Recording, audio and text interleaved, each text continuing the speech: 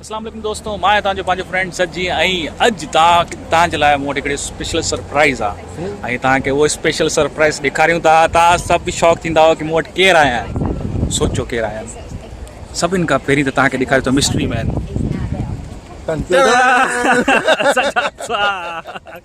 अदा ॿियो ॾिसो ॿियो केरु आहे। बस सजाद भाई कीअं आहियो? तबियत कीअं? हिते नज़र अचे मां फर्स्ट क्लास। तव्हां ॿुधायो? ज़बरदस्त। कीअं थो लॻे? ॾाढो ज़बरदस्त। ऐं सची ॻाल्हि आहे त वरी वधीक मज़ो तमामु घणो तॾहिं जॾहिं दानिश भाई गॾु थिए न। असांजो त सजी आहे पर माण्हुनि जो अलाए दानिश आहे, दानिश भुट्टो आहे, जानू आहे, प्रेमी आहे, छा आहे असां लाइ सजी आहे। कसम सां। ऐं ॾाढी ज़बरदस्त इटालियन पूरी बाबा। हितां जा माण्हू हिन खां पुछंदा त फलाणे लफ़्ज़ खे छा चवंदा, हीउ पतो ॿुधाए त मां चयो अरे त ज़बरदस्त।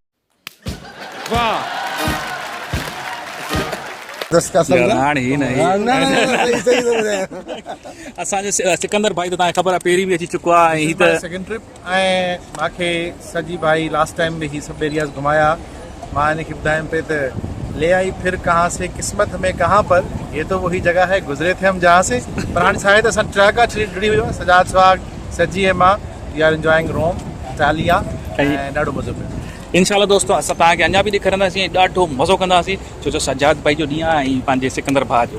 सिकंदर भाउ त ख़बर आहे पहिरीं वॾो फुल ट्रेवलर आहे पर हाणे स्पेशल ॾींहुं आहे। हाणे मां सिखां थो हिननि खां तव्हांखे कीअं घुमिजे, किथे किथे घुमिजे, हिते छा आहे रोम में, रोमा में छा आहे। हाणे अॻियां हलूं था ऐं तव्हांखे ॿियूं जॻहियूं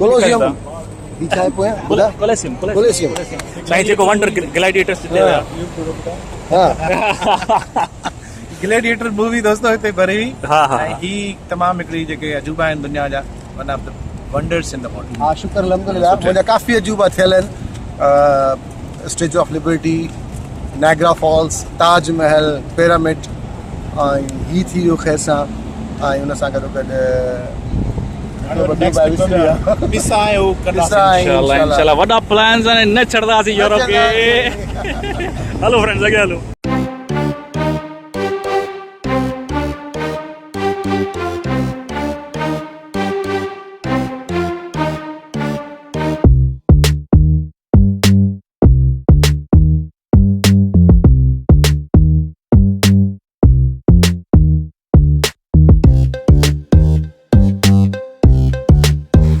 सो फ्रेंड्स, मैं और मेरे दोस्त हम अपनी नेक्स्ट डेस्टिनी की तरफ निकल पड़े हैं। चले गाइस आपको भी दिखाते हैं, तो देखें आगे हम आपको कहाँ लेके जा रहे हैं।